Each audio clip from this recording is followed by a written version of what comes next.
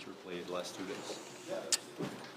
Yeah, I mean, obviously I think it wasn't really about the results. You know, I'm a very competitive person, and every time I take the ice, I want to put my best foot forward. But, you know, to take a step back, it was cool to enjoy this moment with my family and friends. And, you know, you're never going to have another first time to take the ice here. And it's pretty special when you hear that song going for the first time going on the ice.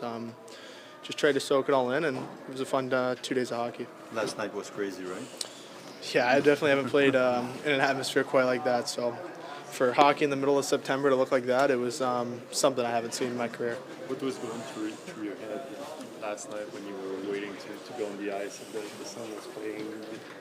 Were you thinking about something?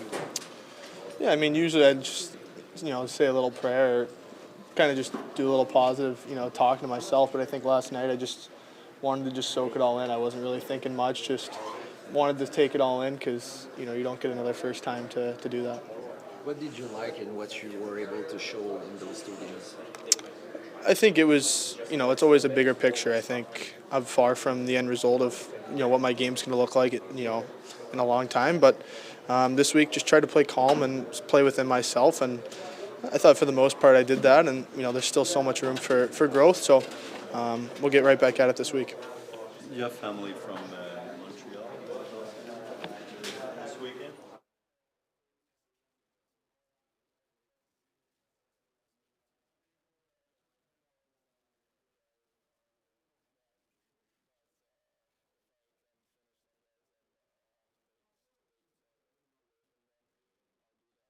That's what I was talking about, being more greedy, play more hard. It was good, but still can be better from my side. How would you evaluate your game all around this weekend? Felt pretty good. I think we played pretty good as a team. Just we have to be more effective, I would say, and that's what I think cost us those 2 games. It's a little bit sad because we had a great crowd. A lot of fans came to support us. So yeah, it's a little bit sad, but we pushed as best as we could. But yeah, gotta be better. You seem to have more space today. You seem to be more creative. Am I wrong? I felt pretty good on the ice today, and yeah, that's what's my hockey, like playing with the puck. That's what I do the best. But like I said, if I want to become a complete player, I have to add those little details and being more greedy on the ice. I tried to do it a couple times today, and it's still a preseason, so just trying to get better every day. How would you describe the game as a whole today? Like, felt maybe a little less rhythm than what we saw yesterday evening? What would you say? Yeah, it was more. It was a long game, I would say. A lot of physicality, a couple of fights, and that's what we expected. It was fast both sides, I would say. Maybe not as fast as like yesterday, but yeah, like I said, we have to be more effective. We had a couple good chances. What we have to score from that, and that's what I think cost us those 2 games. I think we played pretty good as a team, but have to be more effective. I guess that this game will give you some confidence.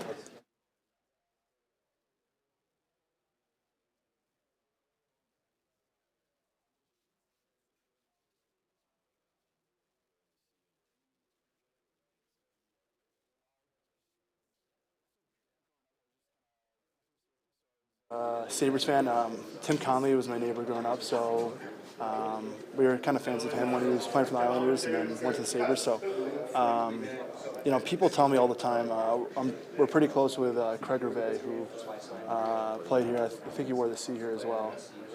He might have worn like tackle as well. Yeah, I worn a letter at a time. So, again, he speaks volumes about Montreal and when I was drafted here. And was just like, you know, the jersey it's holy, you know, it's sacred. People really worship it. And then just the C is just, again, it's amazing. How would you describe the game today? It felt maybe a little less rhythm than what we saw yesterday evening, would you say? Yeah, it was tight checking. I think, you know, there's big guys on both sides, and, you know, they want to make a statement. So, again, yeah, it was a little bit, you know, you could say sloppy. You know, we're put together for 2 practices and then play 2 games. Some of us played together last year, but yeah, tight checking game today, and we had our chances, and it was pretty scrappy out there. A little tough to play 2 games in less than like 20 hours. Yeah, it's tough, you know, but again, in the American League, sometimes you play 3-3, so there's really no excuse there. What did you think of Fowler in those 2 games? Yeah, he was steady, brick wall, really competitive in the net, and he fought for every puck, and he saved every puck. I think. I don't think he let one by, but he got scored a couple times today, right? Okay, yeah. But yeah, really competitive in the net. Doesn't give up much, and when we have breakdowns, he's there for the first save and the second a lot of times. What did you know about your guy beside you, Marcus Stappa, before today, and how impressive was he able to set the tone a little bit today? Yeah, I've known Stapes since we're probably 10. We played together growing up for he played for Little Caesars, so in youth hockey. So played against him all growing up. Good player, works extremely hard. I knew something was going to happen today. I don't know if he wanted it to happen or not, but I know when he's going to run around like that, something's going to happen. Is he always like that, kind of little spark plug on the ice? Or? Yeah, I think in the last 6-7 years, he's kind of from juniors into college. He's kind of established himself into that. He's able to bury the puck. He's got skill, but again, he's kind of energy line, and he hit that guy with the bench and then fought, and then had that big open ice hit. So it was pretty cool. When was the last time you wore a suit? Never won. Never.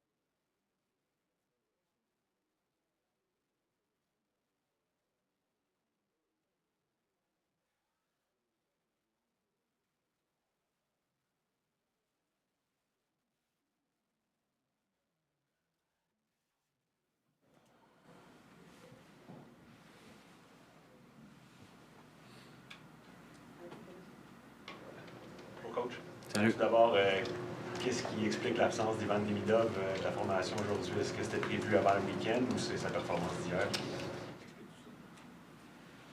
On n'était pas satisfait de lui hier soir, fait qu'on est décidé. C'est un healthy scratch. Non, on s'est rencontrés après le match. Puis on voulait... bon, évidemment, il y a eu une grosse performance. On a réfléchi au risque qu'on prenait de jouer un deuxième match si c'était nécessaire, de l'utilité. Il y a eu un gros été, il a patiné beaucoup. On a eu 2 jours d'entraînement assez intenses. On savait qu'aujourd'hui, le niveau d'énergie allait être un peu plus bas. Donc, on a discuté de tout ça. Puis la nécessité de le faire jouer, est-ce que ça va être bénéfique pour lui? Puis on a réalisé que non, donc on a pris cette décision en communauté. Salut Pascal.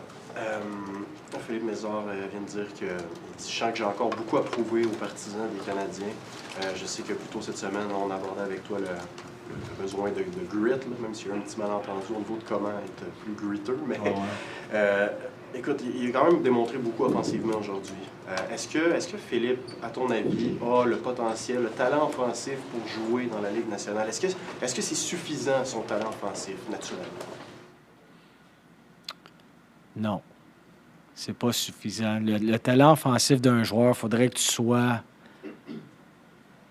dominant. Puis je parle d'une dominance extrême pour juste... La game d'aujourd'hui est trop rapide. Puis les joueurs sont trop bons pour juste se fier sur ses qualités offensives. Donc, on sait qu'il l'a. Il peut encore l'améliorer. Puis dans son cas, à lui... C'est de jouer avec le même pace sans la rondelle qu'avec la rondelle. Il peut jouer au centre, il peut jouer à l'aile, mais on veut qu'il soit capable de pouvoir défendre. Puis le meilleur exemple que je peux te donner, c'est Lane Hudson. Il est capable de défendre malgré avoir un physique un peu plus petit que les autres. Il faut trouver cette façon-là avec Mesar. Mais c'est un gars qui est coachable. Il veut prouver. Il travaille fort. Il s'est blessé l'an passé. Il a perdu du temps. Il manque un petit peu de millage. Donc, on va voir là, où est-ce que ça va venir tout ça. You're talking last night about Luke Tuch wearing the C. Your son's before. He's never been a captain before anywhere. It's the first time he's had a C in his sweater. Not a bad way to start. You were talking last night about being a good person and a leader. Yeah. But what do you like about his game? And what does he need to do? He's an honest player. He does the simple things. He knows what he is. He's a little bit older, right? And he knows what he is. He's good on the forecheck, going to the net, simple plays. He doesn't have to overhandle the puck, blocking shots. And it sounds simple, but it's hard to do consistently. It's a hard job. And it's a game that you play 12 to 15 minutes. Probably the bottom part of your lineup, but those guys are huge in the playoffs. So I think he knows what he is. He's very, very, very serious about his craft and getting better at it. So I think, and he was good around the team too. If I can just quickly follow up on Mesar, tonight, actually both games actually seemed to be really consciously finishing every hit he could. Is that something that you saw in him before? Is that a result of your guys' messaging to him as to what you'd like to see more of from him? The way, I mean, our message to the players is when we don't have the puck, we need it back as soon as possible. And how Jack is going to do it and Mesar is going to, it's going to be different, right? So they're 2 different guys, 2 different styles, 2 different size, and for Mesar to get the puck back, it's going to be about speed, winning the puck battle, and getting in front of the player. For Flo, it's maybe finishing the man, physically being stronger than the other guy. So, but what I like about Filip is he's got the intention to do it, to get better at it. So, but we're gonna work with him in that area. He doesn't have. Sometimes he doesn't have to be as physical as he is right now, or he wants to be, to get the puck back. Because the goal for him is getting the puck back, and how you're going to do it doesn't necessarily have to be a hit every time. If I get one more, this is your first, exposure to Vincent's Roar in a game situation. I mean, I'm just wondering what you, speaking of undersized guys who can be physical, I don't know what you thought of how he played in this environment. I didn't hear the Lord, first. number Oh, 96. yes. Okay, yeah. Quite impressed. So we played at 7 last night, and the few hours that we had in between the two games was limited, right? And Toronto played at 1 o'clock yesterday, so they had a little bit more time. So these are facts. We knew, and we pushed them hard. The first 2 days, we don't hold back, even though we know we're going to play 2 games in 2 days. But I thought that in the third period, he still had some jump. He still had the pace in this game.